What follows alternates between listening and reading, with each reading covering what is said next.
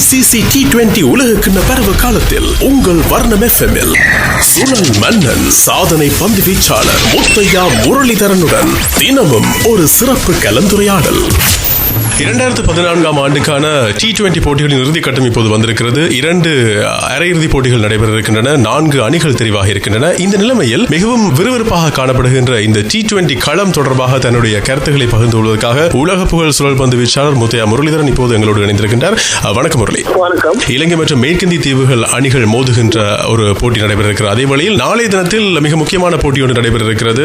India மற்றும் தென்னாப்பிரிக்க அணிகள் மோத போகின்றன. இந்த 4 அணிகளில் 2 அணிகள் தான் இறுதிப் போட்டிக்கு வர இருக்கின்றன. அந்த வகையில் இலங்கை மற்றும் மேற்கிந்திய தீவுகள் அணிகளுக்கு இடையிலான போட்டியின் எதிர்பார்ப்பு எப்படி இருக்கிறது முரளி?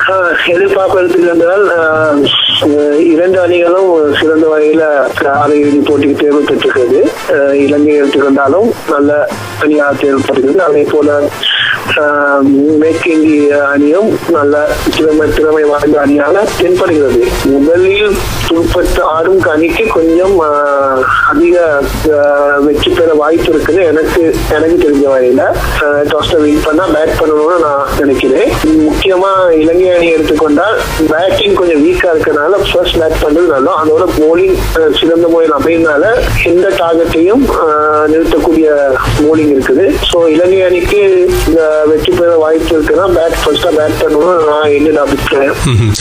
இதே வேளையில் மேற்கிந்திய தீவுகள் அணிகளுடைய துடுப்பாட்ட வரிசை மிகவும் பலமாக காணப்படுகிறது மற்றும் அவருடைய அந்த வேகமான செயற்பாடு காரணமாக களம் மிகவும் சுறுசுறுப்பாக காணப்படுகிறது. அந்த வகையில் இலங்கை அணி எந்த விஷயங்கள்ல கவனம் செலுத்தணும் மைதானத்துக்கு இறங்கிய பின்பு? நான் நினைக்கிறேன் நம்ம முக்கியமா நம்மளோட பேட்டிங்கை தான் திறமைப்படுத்தணும்.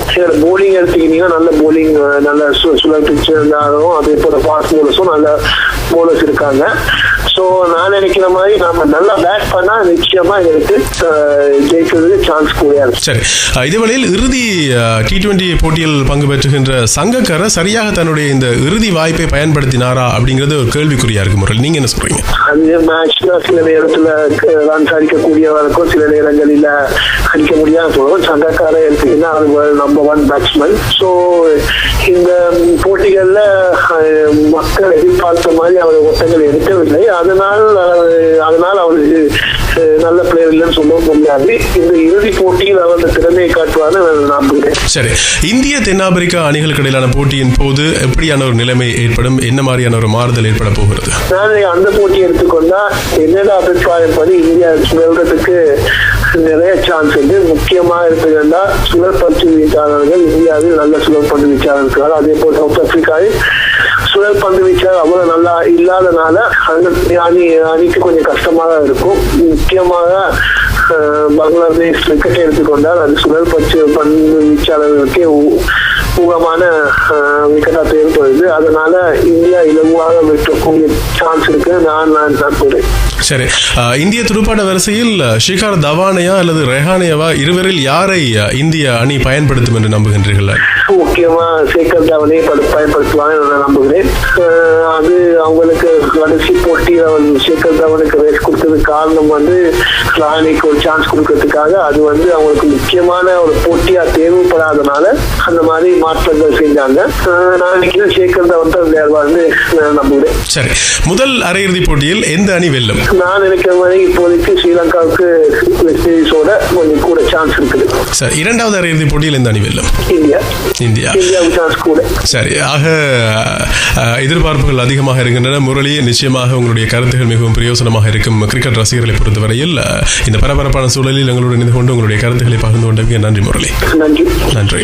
இலங்கையின் சுழல் பந்து வீச்சாளர், உலக புகழ் பெற்ற சுழல் பந்து வீச்சாளர் முத்தையா முரளிதரனோடு நாங்கள் பேசியிருந்தோம். நிறைய கருத்துக்களை பகிர்ந்திருந்தார். எனவே உங்களுக்காக ஒவ்வொரு சந்தர்ப்பத்திலும் தன்னுடைய கருத்துக்களை பகிர்ந்து கொள்ள முரளி வர்ணம் FM-இல் காத்திருக்கின்றார்.